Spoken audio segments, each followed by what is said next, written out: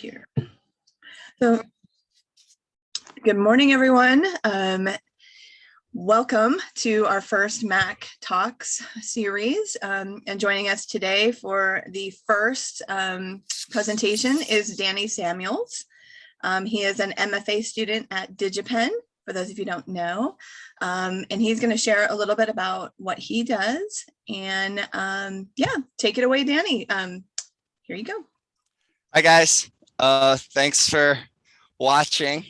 I'm going to show you guys how to carve, do scenic treatments on styrofoam to make it look like stonework, and how that can help your composition skills and image making skills, thinking through a composition in the round, a sculpture.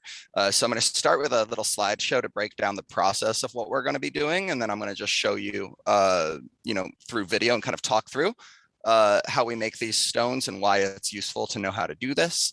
And I'll show you a few examples that my students have done as well. So here we go. Let's share screen. Can you see that? I can. Awesome. Excellent. Thank you. Where's the present button nowadays on this thing?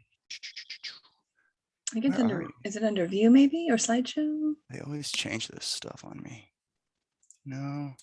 Do I just click enter? Oh my God. Sorry. It's okay, no worries. Where are you? There used to be this little like button. Present. That was just, oh, here we go. Under the okay, found there it. it is. All right, Okay. It's tinier than it used to be. Sweet. All right, sweet. So you can see this. Excellent. Yep. Please excuse the pun. Art rocks. See what you did so there. Funny, so funny. All right, so learning to carve foam is for the utmost importance of everything we as like scenic sculptors and artists or sculptors in general do. It's a light and versatile material. It can be shaped and formed to whatever you like. And it's also super cheap, which is important to me. The fact that it weighs very little allows you to pull off all sorts of crazy gravity defying stuff. Which is really fun when you're like carving a stone and you can make it look like it's like floating or teetering on this like tiny little stone because you don't have to fight the weight of the object. And one of the best places to start learning to carve foam is by trying to carve a stone, because that allows you to get all sorts of different textures in there, experiment with different faux treatments, really get used to using a knife to carve foam correctly. So I'm going to just walk you guys through the process in this slideshow, and then we're just going to do it over video as well. So the way that I usually have students, and throughout this slideshow, I'm going to show student examples as well, is I ask students to pick real world reference, right? And that's really, really important.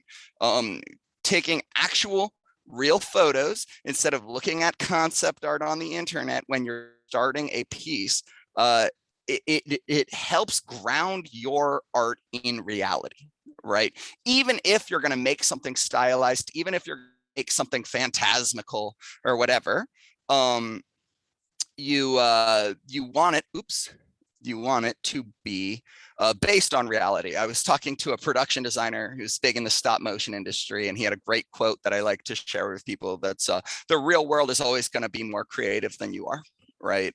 There's always going to be some solution that you didn't think of just from what nature does randomly, right? And so using that for your art helps ground things in a bit more believable way, even if you're going to make something super fancy and simple and cartoony, let's say. I know fancy and simple is kind of an oxymoron, but bear with me, right? So then I think it's really important to start with silhouettes, make something really appealing from a distance. Again, part of why I recommend carving a stone is because you can think about how to compose something in the round, how to create a unique sense of tension, a unique, eye trace, where your eye views this rock first, second, and third, like where you want the viewer to stare.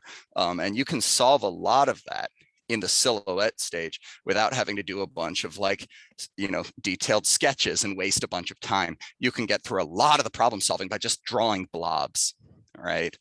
So you can already start to see like This is a very interesting silhouette right here. It creates a lot of tension and balance. And one of the nice things about working in foam, again, as we talked about before, is the weight, right? Since it's so light, we can pull off things like making this weird stone defy gravity, right? Since it's foam, it'll balance really easily. Sarah ended up going with this unique stone based off of these stone formations. I forget where they are. I think they're in like Spain. And this was her final concept sheet. Here's another example of a good concept sheet that Marko Pavicevic did. You can see the reference right here that informed these silhouette decisions. Sorry, my monitor shut off for some reason. These silhouette decisions here and what he arrived at the end. Again, you know, they're creating a lot of tension. Oops. Go back. Man, sometimes my monitor just is shutting off randomly. That's really annoying. Again, you can see this point of high contrast here, right? Your eye, because this is an area of high detail versus this area of calm, you know, the negative space there, your eye is automatically going to jump right here to this very interesting point of tension because of the contrast between the blank space and this high level of detail. Here's another very cool one. The reason I bring this up is I actually have this stone here. I'll show you guys that real quick. This was done by Caroline Sanchetta. And this is all just done with foam and wood filler and sand. And you can see it has a very unique composition no matter where you look at it, right? The fact that this rock is going at an angle this way creates some interest. It's not stale no matter where you look at it. There's something interesting to focus on. And that's something that's very, very important. Even just like this small little stone to break up your big forms was a really good decision, right? You can see the rough carving of the pink foam here. And this was covered in wood filler to add a little bit of texture and to smooth out some of the sloppy carving that they did. I'm going to walk you guys through the basic tools as well that I use to carve foam. They're very, very cheap. And you might have most of these around your house, which is the other nice thing. This is my most used tool. It's just a paring knife that I've sharpened in a particular way so that it carves foam well. I like it because the blade's thick and I can really get in there and I'm not worried about snapping my blade. These cut-off blade knives, they're dirt cheap. You can buy them for like $1 at Harbor Freight. They're fantastic. You definitely want your knives, the ones that you're going to do all of your rough out carving with, to have a long blade, and I'll explain why in a second here. A small bread knife is really, really useful. That serration is really good for blocking out the main forms really, really fast because you can kind of saw at it and then clean up the forms later. I use a scalpel or an X-Acto knife. I just tend to use scalpels because I make my living doing this stuff, and scalpel steel is a lot better than like the X-Acto brand that's made in China. And so I tend to use just scalpels because the blades stay sharper for a lot longer and I have to go very fast when I'm on the clock. A ruler, sandpaper, sponge. This is just like pillow foam, and a hot glue gun, just a regular old hot glue gun. That's pretty much all you need. Bamboo skewers are useful. I'll show you why in a second as well. And a Sharpie marker if you want to draw on the foam. The big yellow thing, I didn't bring that today because I'm around too many computers to use something that kicks up that much fine foam. But that's called a Surform rasp. It's about $6 at Home Depot. It's like a very sharp, fine cheese grater on a handle, and you can use that to just round over big forms of foam very, very quickly. So that's another very useful tool. And fun fact, I actually use for if I'm carving something huge, like we'll for stop motion, we'll carve like a big cave or whatever out of foam. One of the main tools we'll use is actually a horse comb. It's called a curry comb. You know, those like big circular saw blades that are like two saw blades in a hooked onto a handle.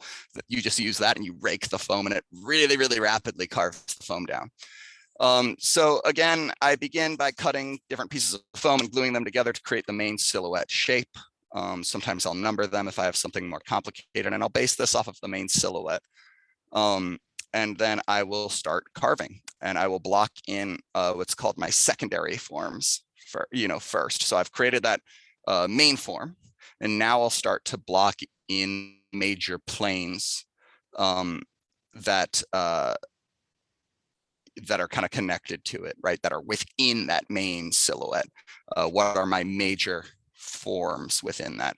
And I'll start to block that in with the knife. As you can see, I'll start to peel out different areas and start to chip things out to create a unique composition. I'll always look at it from different angles, so I don't have something that's too straight on. And I just keep going at it and adding more and more detail. And then I'll go in with smaller knives and start to peel out very small areas, different planes. And then I eventually will add a nice little base to it. And I'll try to have that base. This one isn't a good example of it, but I'll try to have that base complement the composition, right? Help with the eye flow. Then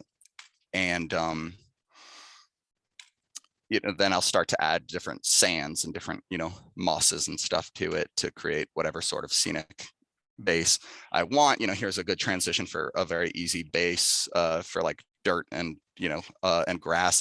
Even if I'm going to do a lot of grass, I tend to always base it with some sort of dirt. This is just a playground sand. It's super cheap, and I use a sifter and sift it to get the fine sand on it. And then even if I'm going to add grass, grass is never completely covered. Like if you zoomed out from far away at a helicopter, you'd see all these patches of dirt coming through. So even if I'm going to add grass, I like to have dirt under it so I can kind of get that ground cover and still have some stuff kind of poking through, get a little bit of that transparency going on the different layers of grass and different types of grass. And then paint, you can do a lot with paint. That's kind of the basic breakdown of how I go about this stuff. And so I wanted to just run you guys through it so you can see exactly what it looks like as well, and talk about some basic foam carving techniques. So we'll move the camera down here. Let's see. Hey, Danny, do you want to stop sharing your screen if you're done with your slides? Yes. And then we'll have a bigger view of what you're doing. Absolutely. Thank you. Thank you for the heads up on that. Okay. I'll let my camera stop shaking. Sorry, this is always an interesting setup. Okay. So we've got this 2-inch foam. You can buy this at Home Depot. It's dirt cheap. I think like a 4-foot by 8-foot board is like 18 bucks. It's nothing. This is the 2-inch variety. This is for housing insulation. It's not the, it's in the same section as the like nasty fiberglass pink fluffy stuff. It's not that. That's not what I'm talking about.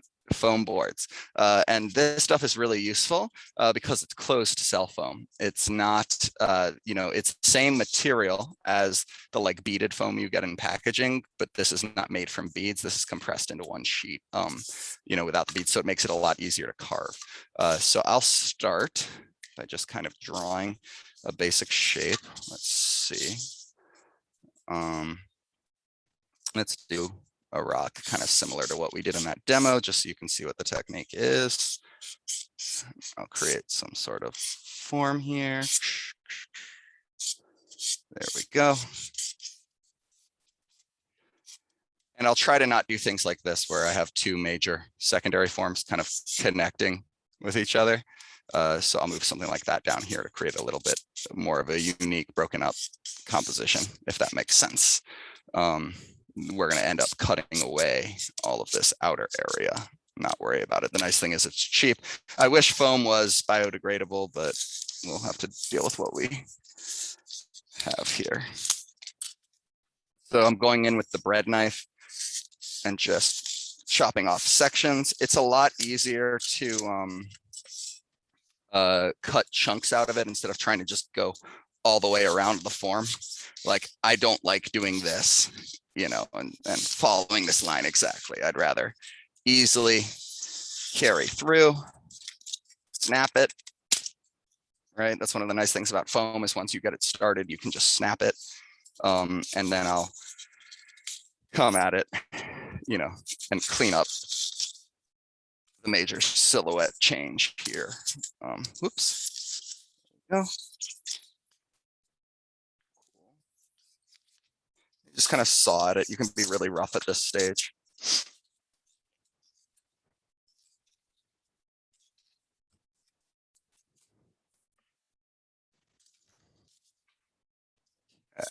And I've got, it comes in all sorts of different thicknesses. So this is 1 inch. So I want to add just another layer to make it more interesting and not just have this like square 2-inch block from the front, you know? So I want to add another layer to it. So what I'll do is I'll go ahead and I'll kind of place this here. Make sure it's in the camera view. There we go. And I'll kind of trace this just so I have what the main silhouette is that we're working against. All right, and I'll just trace that roughly so I can get an idea of what's going on. And I think doing something like this here, you know, where I get this thicker piece towards the base, this would be the base of our stone, but then it gets thinner at the top. I think that that's going to create kind of a unique shape. So we'll go ahead, or not unique, just more interesting, I guess. Go ahead and snap that.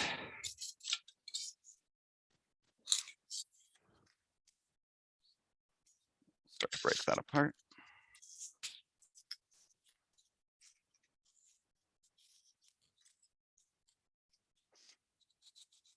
I'll clean up that form there. Okay. Sweet. Again, we can glue this, you know, and then I'll kind of dry fit it together, I should say. I'm realizing I don't really like that these two parts are the same size. I want to break that form up as well. So we'll just go in and we'll take kind of a, you know, a sliver off of that front end, so that then we get this kind of unique, you know, nice, more interesting break, you know, in our planes here. Okay. When using hot glue, you normally want to set it on low or it'll melt through the foam. We're probably going to get a little bit of melting here. Where'd that extra glue stick go? There it is.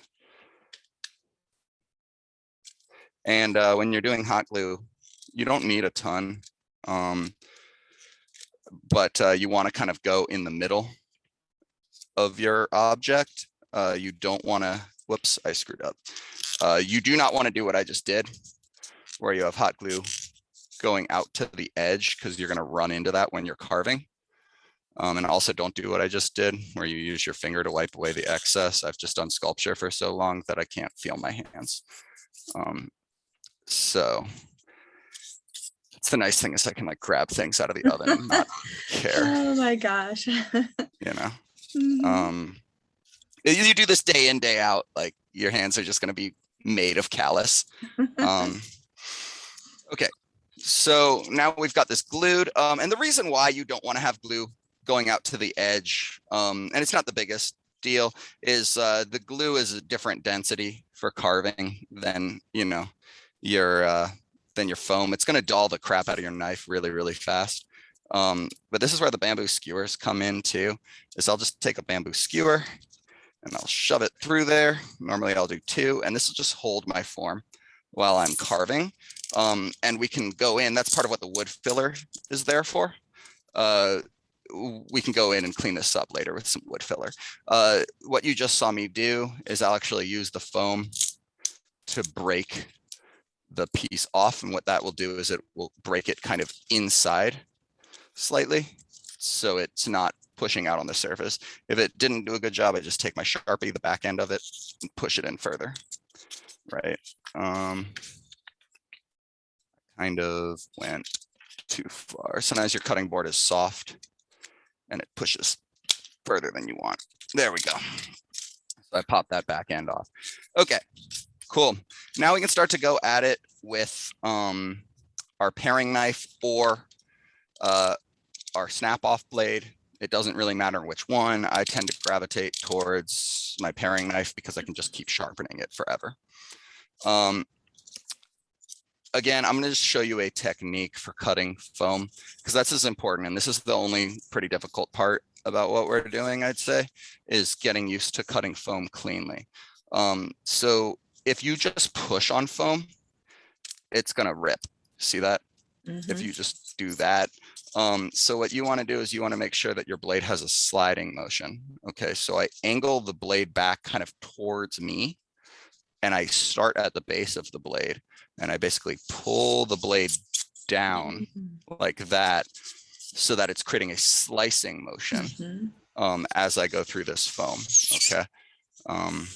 And then you can get beautiful, smooth carves. And that takes a bit of time to get used to, so that you're not just ripping at the foam like that. When in doubt, if you're having trouble with that, you can just do a sawing motion and that will work.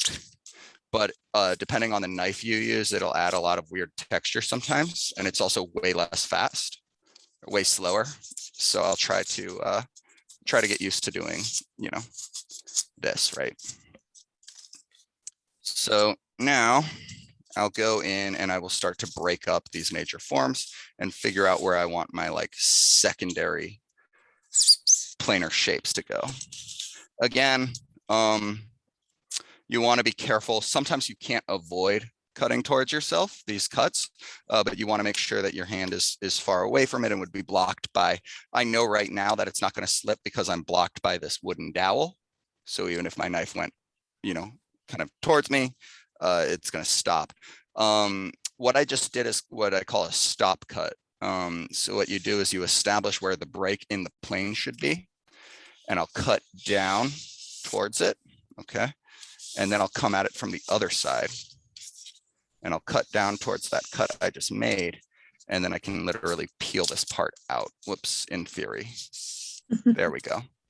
Yeah. Right. And then I can start to break up these main forms. Now this looks like two big plates of stone. And you can see how already this is starting to come together. Something we want to avoid, though, is a lot of just straight striations. And that's where our reference comes in, right? Depending on how you're, what kind of stone you're trying to carve. Again, this is kind of I'm doing like a very stylized kind of slate stone because I just really enjoy carving it. And it's also good for demos because it just shows you how to really quickly break out major forms.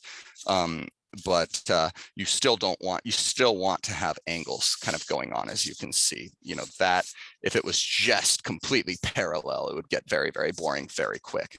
So I'll go in and I'll start to break up that angle. I was a little nervous making that cut, so I went with the sawing motion. It's a lot easier to not screw up your piece. You can control it a little better. It's just way, way slower. So it's kind of whatever you want to do, whatever you're more comfortable with. Again, when I'm doing a cut like this, I'll steady it against the table. And you can see I'm starting to really break up these shapes. Again, something to avoid is how evenly spaced from here to here is with here to here with here to here. It just creates this nasty kind of just very boring parallel stepping. So what I'll probably end up doing is slicing off a big section here. The other problem with the hot glue is it dulls your knife a ton. So does foam. So I'll normally keep a little sharpening stone near me, and I'll just quickly sharpen it. But you want to make sure, and this is very, very important. You want to change your blade. Do not cheap out. You want to change your blade often. If you're using one of these snap-off blade knives, that's one of the reasons I like it too, though, is you can, these sharpen okay. You can resharpen them all right and save some money. But once the tip gets too dull, you can just snap it and put a new tip on it, or then it's got a sharp tip again. But that's where it's actually, having a dull knife is far more dangerous than having a sharp knife, because you're going to be putting a lot more pressure on it to cut. So if you do miss, you're going to make a much bigger cut in your skin because it's a dull knife, but also you're going to hit yourself a lot harder because you've had to put more pressure on it. So just be careful. A sharp knife is always a cleaner cut in the foam and in your body if that accidentally happens. So be safe, please. Again, I'm starting to break up these forms. I try to avoid things again, like where both of these two planes terminate in the same spot. So I'll go in and I'll start to break up, this plane even more. This is where I'll start to use, in an area like this is where I'll start to use my X-Acto, and I'll give it this kind of wobbly cut maybe. And then I'll peel out a small little section like that. And you can start to get this nice layering effect going on, as you can see. Let's keep doing that. I liked that. Carry it out to this edge. And then I can, sometimes there are some happy accidents, like this is starting to peel. So let's just continue that. Get another kind of finer striation there. This blade is really dull, but whatever, we'll make it work. Been in my toolbox for too long. You have a bunch of blades slamming against each other, they tend to dull as well. Okay, what do I want to do here? Yes, we're going to cut at an angle here. There we go. And maybe break that up as well. Cool. And let's see. Let's go ahead, slice that. And yeah, let's just cut that off. Create a little round over. I tend to like to round things over a little bit as they get higher towards the top where you get a lot of weathering and stuff. I'll kind of round it over a little bit. And let's go in and let's angle this spire right here. And if I were smarter, I would have carved a bit more on this side while this was a bit more flat, because it does get kind of wobbly now, but we'll make do.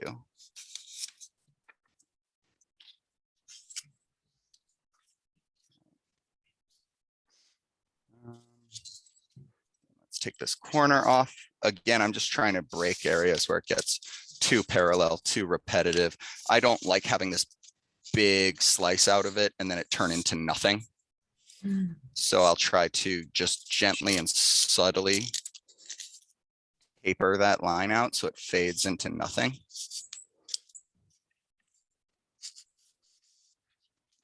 Just let it disappear into nothing. And that's really pleasing. Again, sandpaper works great on this. I like this form. I don't want to carve into it. I just want to smooth out this nasty rip going on. So I'll just take a little sandpaper and smooth it out. And that works great. So we'll do that same kind of thing up here. And somebody like Michael, I think, will find this all of this technique very, very useful if he doesn't know it already for his cosplay stuff, because you can see how cleanly you can carve this stuff. So you can actually make a lot of really nice props with it as well. Foam is a very, very, very versatile material. Pardon my hand. I just have to do this for safety so I don't cut myself. There we go. You can see I did the same thing where I had it just kind of taper gently into nothing. You can start to see this coming together nicely. I always look at it from the front and you can see how boring that is right now. So we need to figure out what we're going to do there. I think that just carving into it a bit on the front end will help a lot. Let's do this at an angle.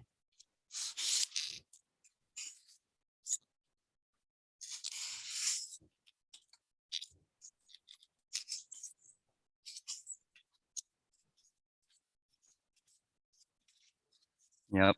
And I'll just go in and start to smooth out those kind of rippy bits with my knife as well by just cutting off some slivers in areas.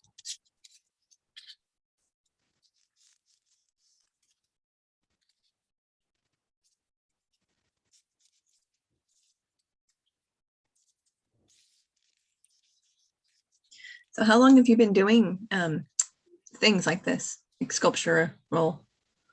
Out of foam since I was 13 years old.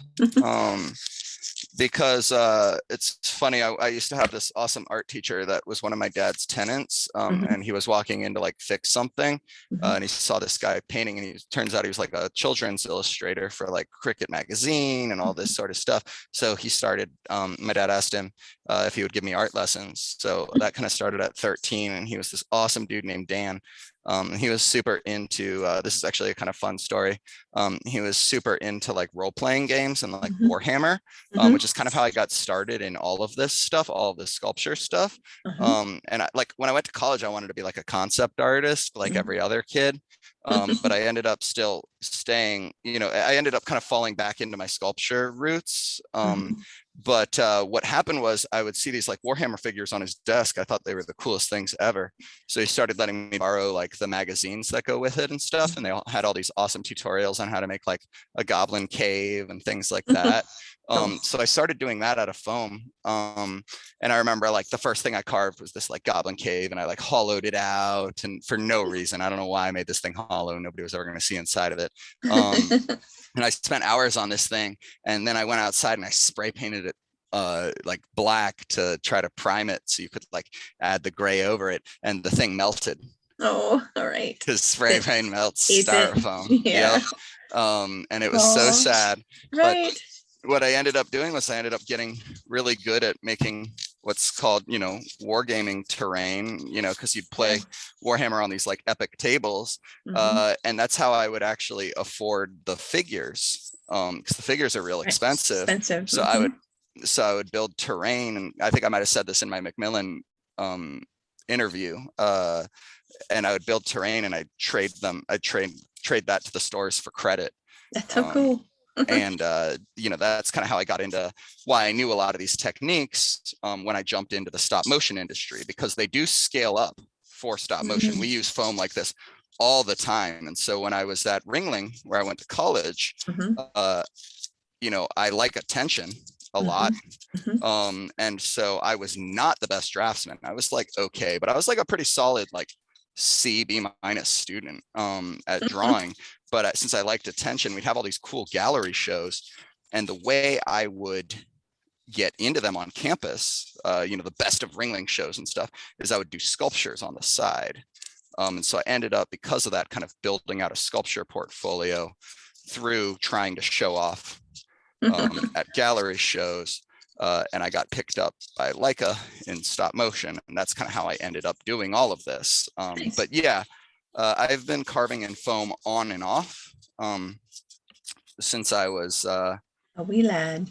a wee lad. Yep, this same foam. It used to be blue, actually, funny Yeah. enough. I use some of that foam for my beehives to Oh, insulate. nice. But it's That's blue. awesome. Yeah. That's awesome. I hadn't Did considered carving it, but maybe I will. you ever see what's his name? Alex's thesis he did for the MFA? The whole Yes. beef. Yes. It's so awesome. It's still in the lab. It's hanging Stellar. around. Oh, wow. That's cool. Hey, if you're listening to this, you need to move your stuff out. You need that space. So again, we want to avoid the similar sized shapes here. Mhm. You just want to move around. I don't mind having a quiet place to rest though here. Yeah. Like I don't mind having a big form. Again, when we talk about principles of design and composition, one of the big things that we, there are three ways I like to explain that you can break down how to lead an eye around an image, right? And they all actually pertain to sculpture as well. But in illustration, the classic way to explain it is the point of highest contrast. And I like to say that that can be done in three ways, right? You can have a very light on a very dark shape, and your eye's automatically going to go to that. You can have like a bright red, high saturation, low saturation. So a bright red against kind of like a grayish muted tone, your eye's going to go right to that bright red thing. And then one of my favorite ones that's a bit more complicated to use is called a high pattern versus low patterns. So like a heavy level of detail. And we'll show you this stone. This is another one by one of my students here. Let's angle this up. Oh, wow, yeah. You can see on this red stone, he plays with that a lot. So you'll have these, these very busy areas here next to these much more calm swooping areas. Mhm. And so your eye is automatically going to jump right here. And then you're going to have a point of very high contrast, right? You can see the black on my shirt or Mhm. whatever's, you're seeing through. True. You're going to have this red versus this open shape, right? There's always going to be a value change because of the light coming through this hole. So all of these principles of eye trace, and note how he created this curve. So it's not just this stagnant, like straight angle. All those principles of design play through when you're trying to carve and compose a stone like this. And so high pattern, low pattern is very, very useful when creating any sort of faux environment or any sort of faux texture. You do want areas of rest or your eye's not going to know where to look. So this is probably going to be too big of an area. I would want to break this up somehow.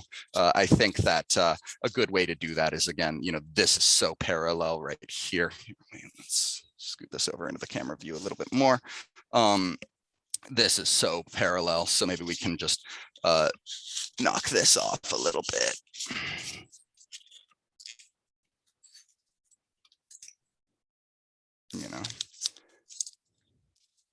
There we go. And again, I don't like how that terminates in the same spot. So we'll go ahead and pop that off. Like this. I always try to break up those plane changes. Again, let's do that tapery thing that I was talking about. That's the scientific term for it. And there we go. So I'm going to show you guys just how we'd go in and fill some of these nicks as well, and also how we can add some very subtle texture. Spackle works great, or just joint compound. But my favorite thing in the world, if I want to splurge and I need it for another project I'm doing, is Elmer's wood filler, the interior wood filler. It is just awesome stuff. It can thin down. You can mix paint in it to color it initially. It's super, super useful. And it's a little bit more, I find it more durable because it has a high glue content in it. I find it a bit more durable and a bit more flexible than your normal joint compound. So it sticks to the foam even better. It doesn't flake very well. It's just a bit nicer. But I use plenty of spackle and joint compound as well. A lot of the time, if I'm using a cool trick, if I'm using spackle, is I'll mix in just a little bit of white glue because the polymer in the white glue will allow it to flex just a little bit. So on a thinner part, it will have a much less of a chance of flaking off. So, okay, I'm just using a my Fred Meyer card that I pulled out of my wallet as a spackle knife. You can use putty knife if you like, but I really like this type of plastic. So you can cut it into all sorts of shapes. They're great for this, but it's as easy as just smashing a bunch of this stuff in there. Make sure you really get it into that hole. You really shove it in there, and then you just squeegee it off.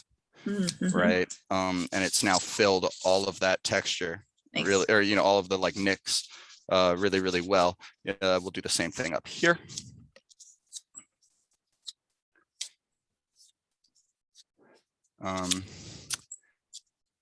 And there we go. And then we can even clean up small little nicks like that. Right.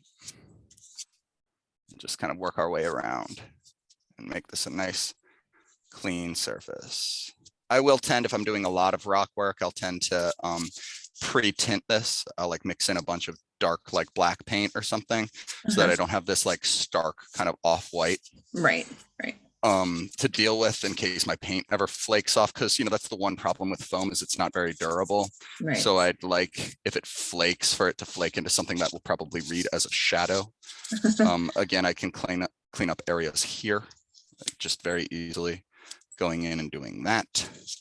Same thing in here. So I always tend to do a pass with my putty. after.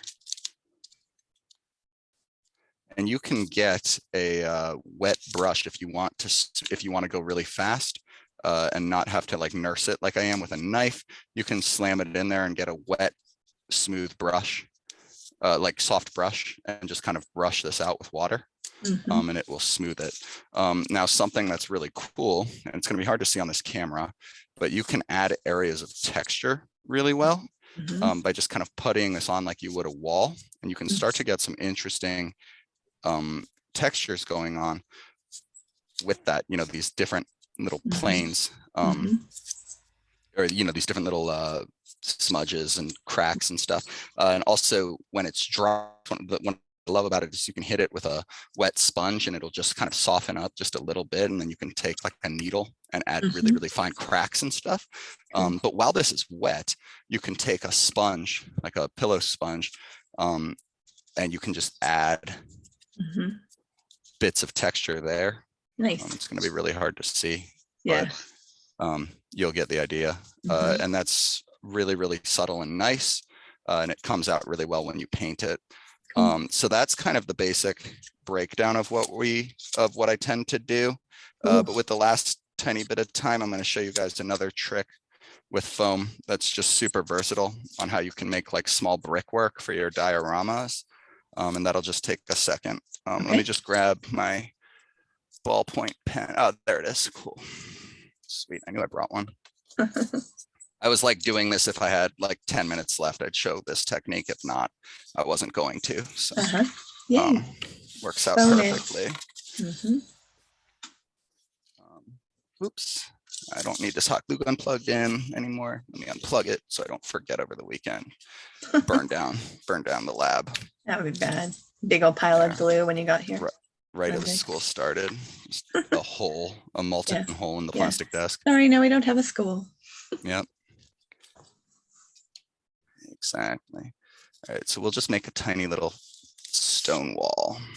And this is great, of course, for your D&D stuff as well. Little wall sections.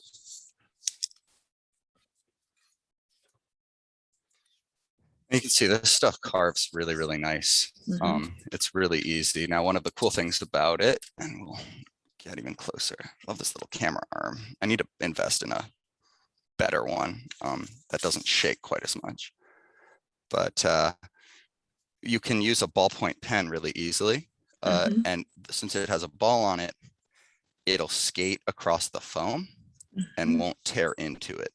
So you can just gently start to draw these bricks in. Cool. And it'll start to kind of divot the surface. Very well. And you can start to draw in these like flagstones across your surface, which is absolutely sweet. And you'll see that that's actually detail. That's like carved detail now. Oh yeah. In the surface, it's recessed. Not just, it's recessed. Yep. And so then I can like go on to this side and carry this stone around. Start to create a wall.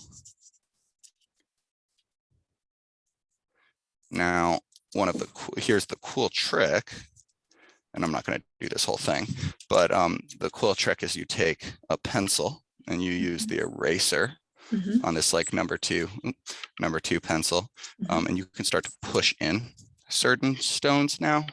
So you can add different levels and depth. Cool. You can add a bit of texture here, and it'll kind of snap along that line that you've scribed in. It will kind of stop there. So you can give these like a bit of round over and push some of them in so that, you know, it's not just flat cut in detail. And then I'll go in with my super fine little knife that's super dull, unfortunately.